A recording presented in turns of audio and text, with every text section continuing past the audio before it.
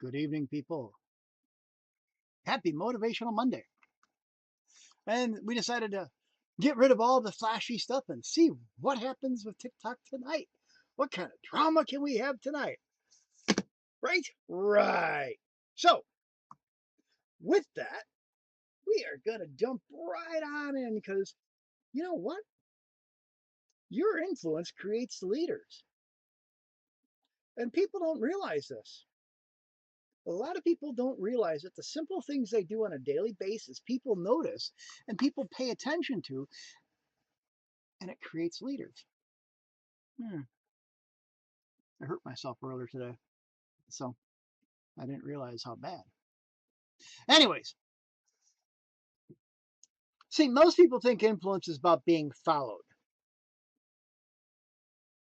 but real influence is about who becomes stronger because you showed up, because you set the tone, because you told your story, because you showed somebody how to do something without even realizing you showed them how to overcome your challenges. Hey, Alicia.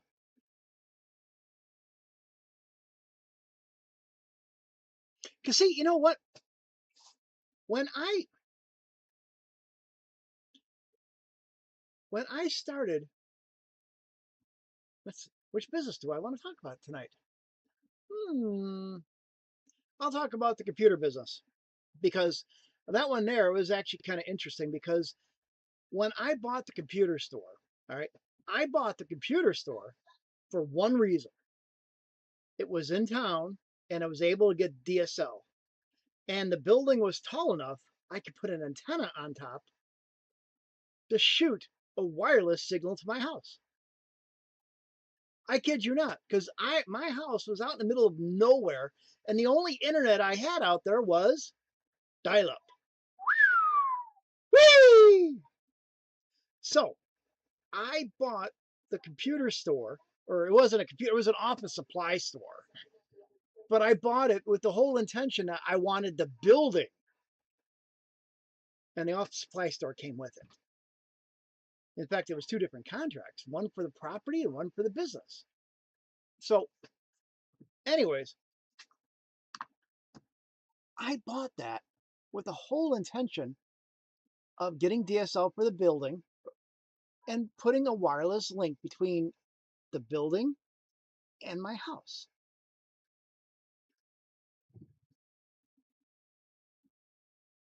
I know. What has that got to do with doing a leadership thing, right? Well, this is where we're going to get into it. Because of the fact I bought the business and it came with it, I made it a point to change the format around. Instead of selling office supply stuff, since I had a background in computers and there was so much computer crap in the back room, I had my employee at that time start building computers out of all that used crap.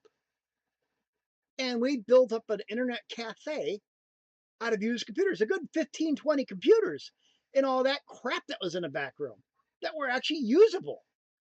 We set up the internet cafe, and then you know what? We're like, you know what? Let's get some kids in here to look at them. Let's get some kids in here to play on them. And so I opened up the cafe. I opened up the computers to the kids at school saying, come in and play for free.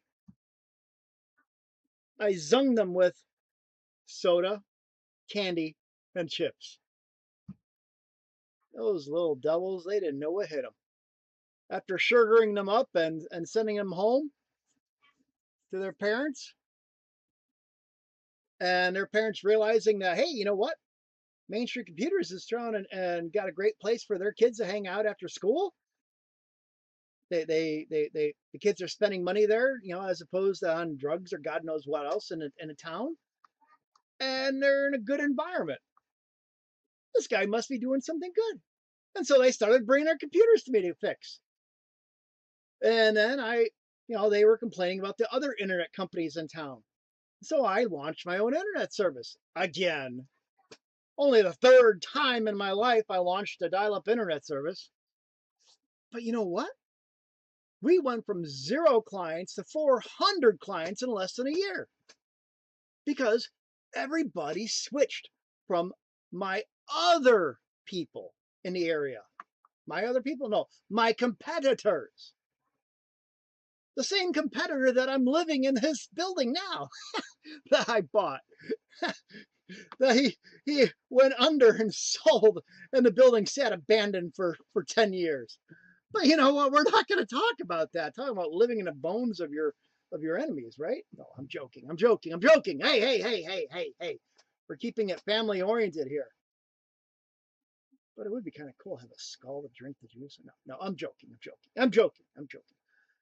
But what happened was during that time period of me transforming the business, there were two other computer stores in the county besides this one that came to me and said, you know what, we've been watching you how you do this and we can't compete with you. How'd you like to buy us out? Hmm. I did. I bought them out. I bought them out. I enveloped all their equipment. I bought all that crap and I brought it over. I built more computers. So my internet cafe had almost 100 computers in it. I mean, I had a 16,000 square foot building. Why not, right? So on the main floor, we had almost 100 computers in that little cafe area. We had lights, cameras, the whole 9 yards. And on the second floor, since one of my employees was in a band or had a band, he and his bandmates would go upstairs and practice up on the second floor, where it was the old opera house. And they had a blast. And you know what? The teenagers loved it. Apart from trying to playing computer games downstairs and going upstairs listening to live bands, Friday and Saturday nights were like right through the roof. I ended up having to hire security. I ended up making 2 and 3 grand a night on Fridays and Saturday nights through the soda, the energy drinks, the candy, the chips. Heck, I even got a little freezer where people could buy little frozen pizzas and microwave them. We were open till 10 o'clock at night on Friday and Saturday nights. Good times. People enjoyed themselves. The kids loved it. City didn't because I was the evil capitalist. I fired somebody who was work impaired. No, they didn't like me because of that. Didn't like me because of the fact the kids were playing rock and roll and well, I think they were still stuck in like 1950s. You know, Patrick Swayze hadn't been through here yet. They never watched Footloose or Flashdance or whatever movie that was. And that so they're kind of stuck on 1950s. I think they still are. Yeah. No data centers. No data centers. No, joking, joking, joking, joking, joking. Should be no progress, no progress, no progress. Yeah, because that's exactly what it sounds like. No progress. But hey, you know what? We're not here to talk politics or anything like that. We're here to talk about how my followers, I ended up buying them out. They were watching how I moved, how I became larger in their county, how I ended up buying out two other competitors in town because they saw me becoming powerful. They saw me becoming a, a major asset to the county. And they were just tired of fixing computers and being a little guy. They wanted out. Now the cool thing is not only did they notice, but other people noticed because of the fact that in my building, I actually started renting out offices for businesses to help them launch little business incubators. So I rented out offices to nonprofits and newspapers and stuff like that and helped them get on the ground. I gave them websites. I gave them computers.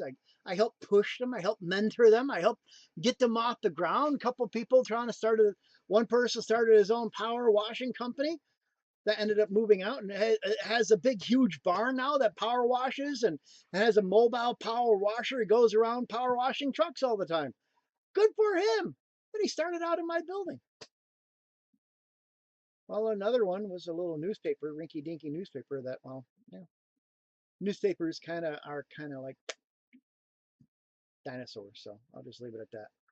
It's actually kind of shocking to see the Chicago Sun Times, one of the best newspapers in Chicago, turn into like a little tiny, you know, rag that was I used to joke about when growing up about the Weekly World News. The vampire boy tried and ate my child, and I ended up pregnant by him, or some wackadoo crap like that. You know, that's the same type of newspaper type. I look at the Chicago Sun Times now when I see it on display, and like it's just a little tiny book. Like, wow, people actually pay for that still. But these people weren't fans. They weren't followers. They realized that I was a future leader in the county by advancing my business, by helping other businesses advance. I ended up becoming part of the vice president or member on the technology committee in the county that, well, let's just put it this way, no data centers. So, that technology committee died.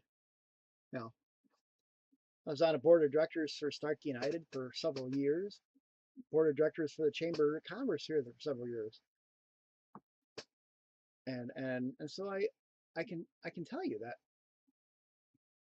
a lot of them were kind of stuck in the 1950s, but we'll just leave it at that. And you know what? I didn't really pay attention to my customers or my competitors back then. They were paying attention to me. Because see, I was focused on building my business. I was focused on taking care of my customers. I was focused on taking care of the quality needs of the people that were entrusting in me to give them quality. And so I didn't know that my competitors were watching me closely, nor did I know that other people that had their own businesses were watching me closely and cloning my business structure of handing stuff out for free. I didn't even know they were paying attention until they came to me and said, hey, we've been watching you. Hey, can you help guide us? Hey, can you give us some directions on how I should launch my power washing business? Can you help me give me some ideas on how I can launch my gravel company? Can you help give me some ideas on how I'm going to run for sheriff? Can you give me some ideas on how I'm going to launch this restaurant? Because see, you don't need a title to create leaders. You just got to have observation. You just got to have ideas. You just got to have resilience to be somebody else's courage. Because see, that's really what it boils down to. And that's what builds leader is resilience. See, nobody wants to follow a quitter. Nobody's going to try to walk around and say, oh, wow, you know what? He quit this job. He quit that job. He quit this project. He quit that. Oh, yeah, I'm going to follow him around. No, nobody follows a quitter. Nobody. And if you ever look at, I mean, from an employer point of view, all right, from an employer point of view, if you see somebody who's gone through like 8 different jobs in less than a month, you're going to question why.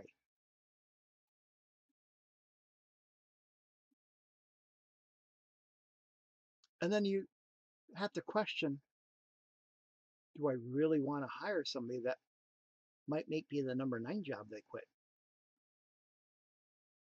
Because see, those are habits that we all develop. And it doesn't really matter on whether you're wanting to be a speaker or not. What matters is the fact that people are going to follow you regardless. They're going to notice how you influence them. They're going to notice, they're going to observe your habits, how you become resilient over the challenges you have, how you handle the problems that you have at work, or how you handle the family problems at home, or how you handle the challenges on a day-to-day basis, whether it's something to do with your medical bills, medical problems, to whether it's something along the lines of personality traits or life traits. Because, see, when you stop pretending to be a victim and start realizing and accepting your actions are your own actions and your own choices, and you take those choices and you focus on building habits to fix them, people notice that resilience. People notice that discipline. People notice that consistency. People notice that you're trying to make a change.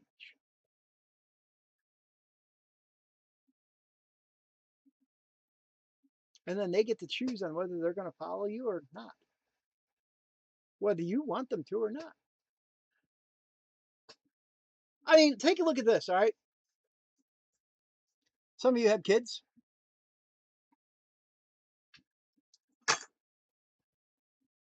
Some of you have kids. Some of you don't. But I'll be honest on this one here. For those of us that have kids, for those of us that have kids, is it something really cool to have when they try and follow you around all over the place? I mean, you're a little 2-year old, you're walking up and down the hallway, you're cleaning house, and meanwhile you turn around, that little boy's right there, right behind you. If you stop suddenly, his head's going to be up your butt. Turn a corner quickly, he'll break his neck off because it's so far up your butt. But you know what happens is you get so used to it that you forget that they're actually watching you. And sometimes you might end up doing something that you're not supposed to do around a kid, whether it's cross the street improperly. You know, a little story. I went swimming. My daughter Patty. All right, I am so proud of her. But at the same time, she gave me a scare and a half. She's probably about 4 years old. All right, we went to the beach. Now we're not talking a normal little beach. We're talking big, like Lake Michigan type beach. You know, waves, water. Swim out to the buoy because I had to try to be a man and I can swim out to the buoy.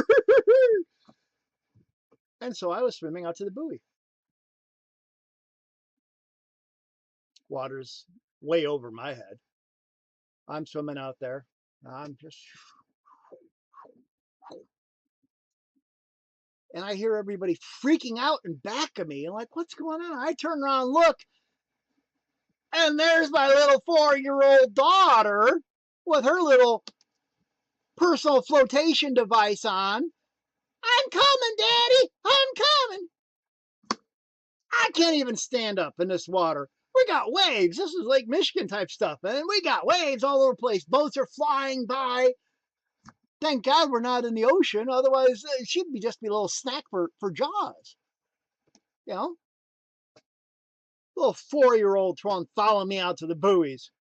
What the heck is that girl doing? And you know what? The thing is that I didn't expect her to follow me.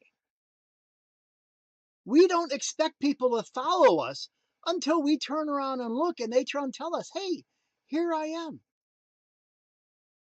Thank you. You're my hero. You're my leader. You're my coach. Because what happens is they see the resilience in you. They see the leadership in you. They see the consistency in you. They see the discipline in you. They see you for who you really are. And they want to mimic you. Whether it's a 4-year-old daughter swimming behind you as you're swimming out to the buoy, or whether it's a business owner seeing how good your business is going and wants to try and be just as like you. Completely different field. Power washing, computer repair. Pizza place, computer repair. It doesn't matter. The point is that when they see the potential you have, they want to mimic you. You don't need a title to be the leader. You just need the consistency. You just need the resilience. You just need to be able to be somebody else's blueprint for them to overcome their problems, for them to overcome their self-doubt, for them to overcome their self-procrastination, their self-disbelief. Because you know what? It doesn't matter whether you know they're following you or not, because they are. You have to ask yourself, who is quietly learning from you right now? And you don't even know it.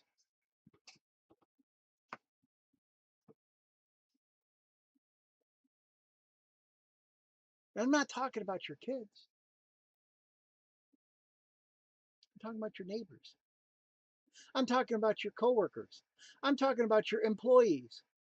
I'm talking about the people down the street. I'm talking about the person sitting on the bus as that you see every day on the way to work. Who's quietly learning from you right now? And you don't even know it. Who on your TikTok page or your Facebook page or your Instagram page or your YouTube page is watching those videos you post? Looking at how you're taking care of your kids, or how you're trying and doing that project, or how you're excelling at your job.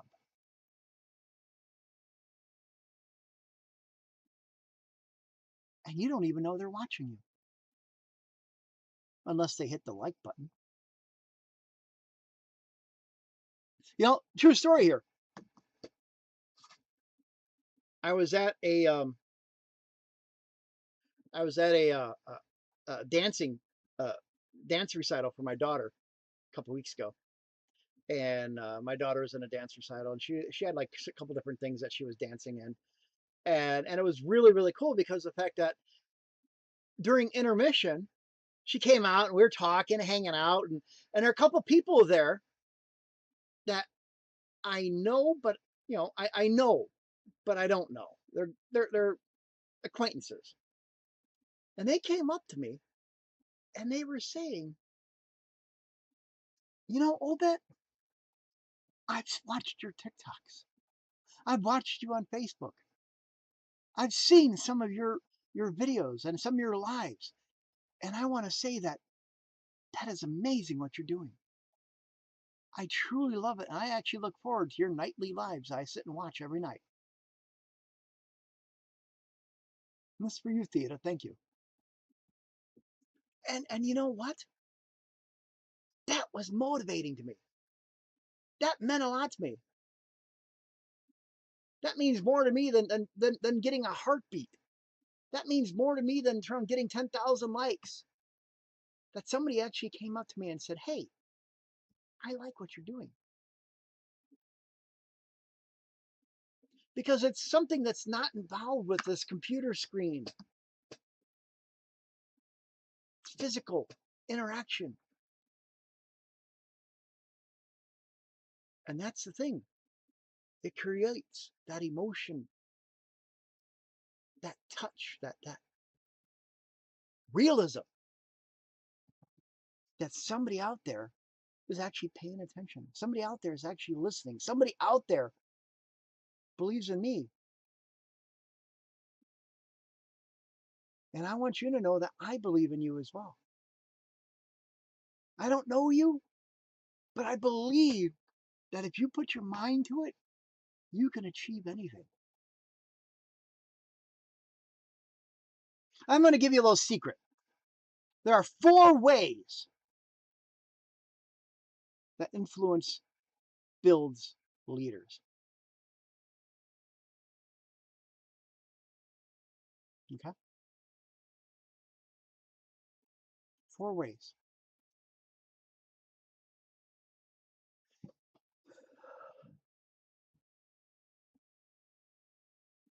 One, lead by examples. Simple enough.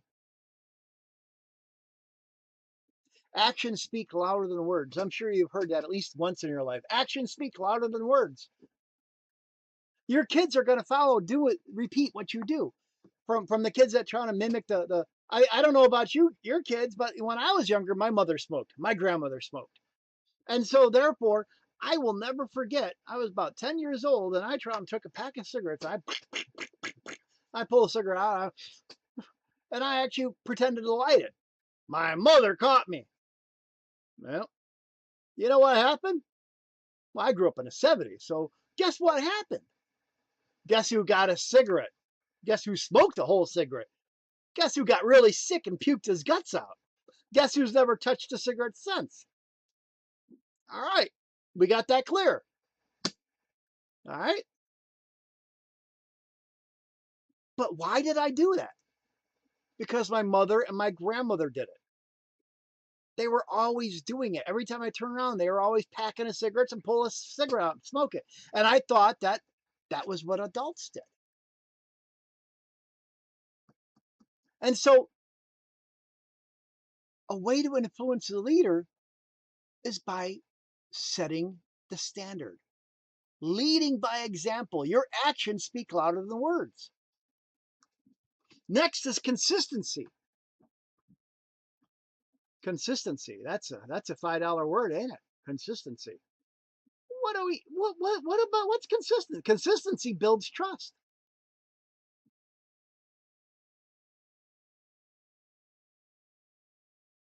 All right. You got a favorite TV show? All right, because well, we all like TV. You go to sit down on the couch every Tuesday night at 7 o'clock at night to watch Star Trek: Next Generation, or what's some of the newer shows that are out there? I don't even know. I don't watch TV. But long story short, you sit down every night to watch TV. All of a sudden, one night, no TV, no Star Trek. What's on? Oh, the presidential whatever. Oh, whatever. Next night, you go to sit down. Oh, what's this? Monday Night Football? God. Next Monday night, you go sit down and watch. You turn your TV show on, and what's this? Special report? What's going to happen? All right, well, I'm done watching Channel 7 on Monday nights from now on, aren't I? Because why? Because they stopped being consistent about your show. You go to a pizza place. If they don't make the pizza the same way every single time, what happens? You get tired of it. You get icky of it. You get upset because of the fact that the cheese isn't cooked all the way, or the dough isn't cooked all the way, or maybe they used old dough and it tastes like beer. That's why McDonald's is so big. That's why these chains are so big. It's because they created a consistent product. You can go to McDonald's in New York and get the same burger, and it tastes just the same. You go to McDonald's in California, and it's going to taste the same because of consistency. It builds trust. Going live every single night between 9 and 10 o'clock at night, it builds trust. And so, therefore, the third way is authenticity. Authenticity. Authenticity. That awakens your identity. All right.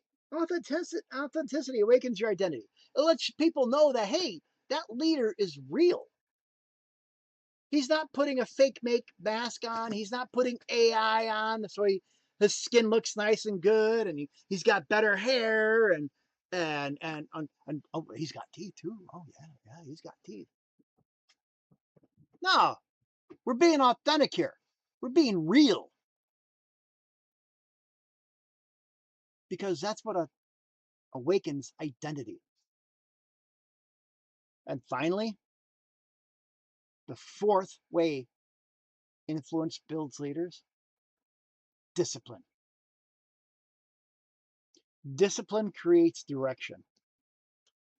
Discipline is when you decide to do something and you do it even though you're tired, even though you're sick, even though you're upset, even though the computer's not working properly, even though it's raining outside, even though you lost power, even though you don't have a dime in your pocket, you still do it. Even though you don't feel like it, you still do it. You don't feel like getting up and going to the gym. Well, guess what? You want to lose that weight? You got to have that discipline. You got to get up and go to the gym. You want to quit smoking? All right. Well, put that cigarette down. Well, it's hard because it's so useful. I'm so used to putting it in my finger and put it down. I know you feel like you need it, but put it down. That coffee that you need in the morning, that $7 coffee, you want to save yourself money, spend the $15 on a whole thingy of coffee and make your own coffee at home.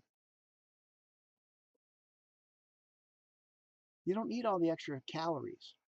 You don't need all the extra sweets, all the extra sugar, or spend the $7 on a simple 13-ounce cup of coffee. Discipline creates your direction. Where do you want to go? Where do you see yourself in a year? Where do you see yourself in 5 years? You know, if you always do what you always did, you'll always get what you always got. Say that 5 times fast. I dare you.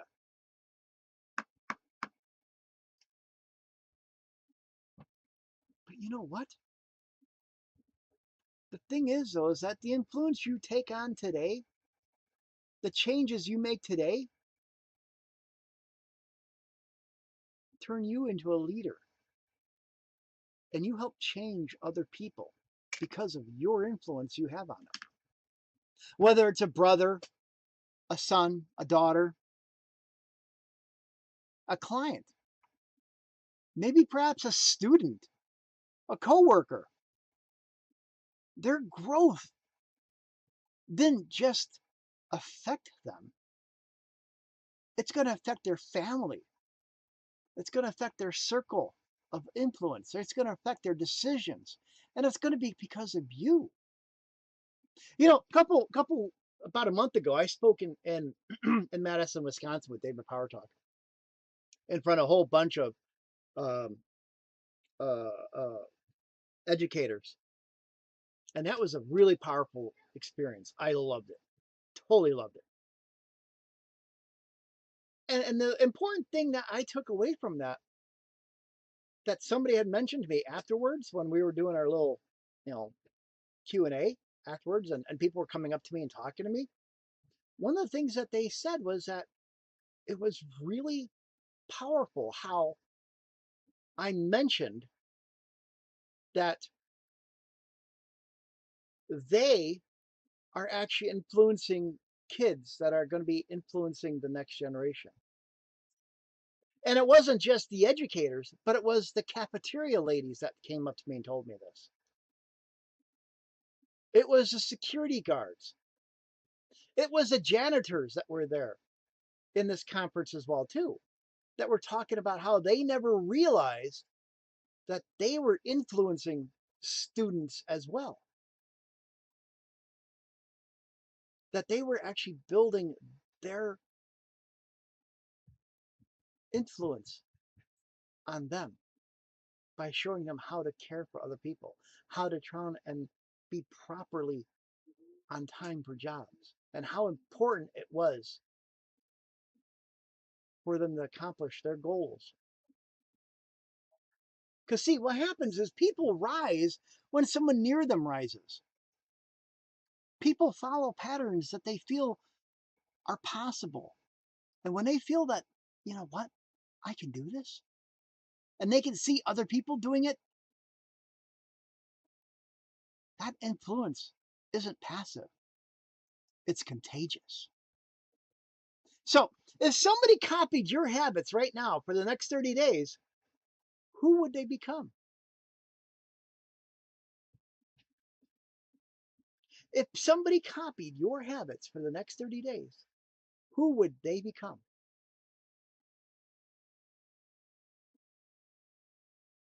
Because once again, if you always do what you always did, you'll always get what you always got. Earlier tonight, I was in class with David Power Talk, and I'm pulling up my notes. And one of the things I took from, because we were analyzing other speakers, and one of the speakers was up on stage, and he talked about, his exact quote was, "Show me your friends, and I'll show you your future." And that was powerful. Show me your friends, and I'll show you your future. And I love the way that came out, because of the fact that he was pointing out that if you're hanging around with drug addicts, if you're hanging out with alcoholics, if you're hanging out with cigarette people, if you're hanging out with people that really aren't doing anything better with their lives, guess what's going to happen? Guess where you're going to go? So, because we copy other people as well.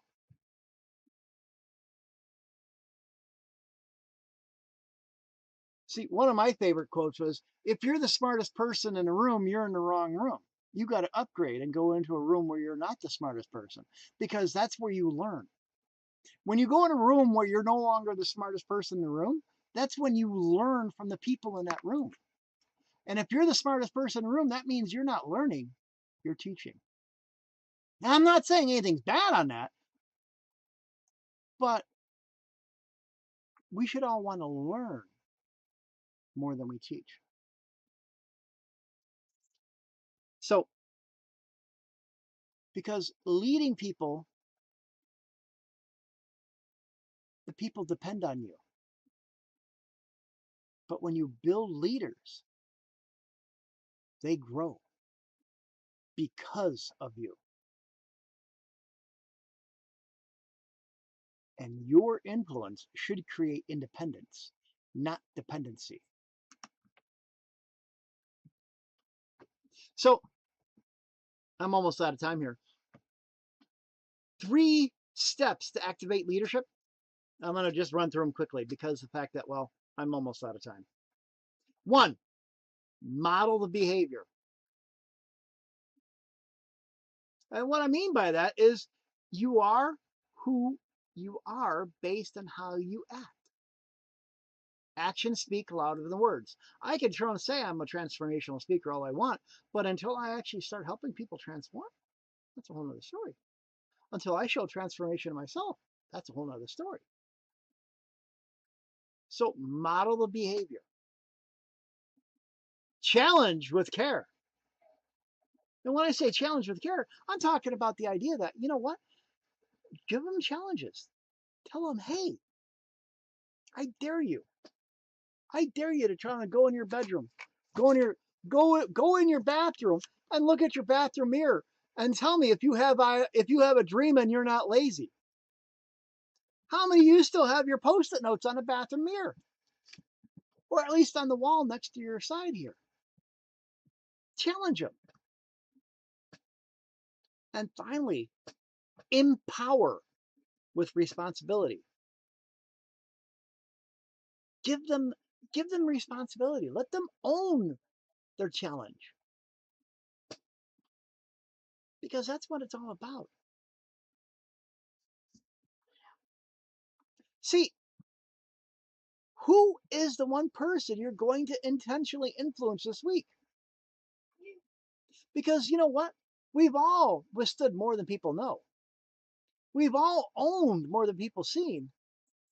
Now it's time to go out there and win in a way that nobody can ignore. Step up and step out and make your next move your loudest one yet. I believe in you. You need to believe in you. Make those leaders. Love you, babe.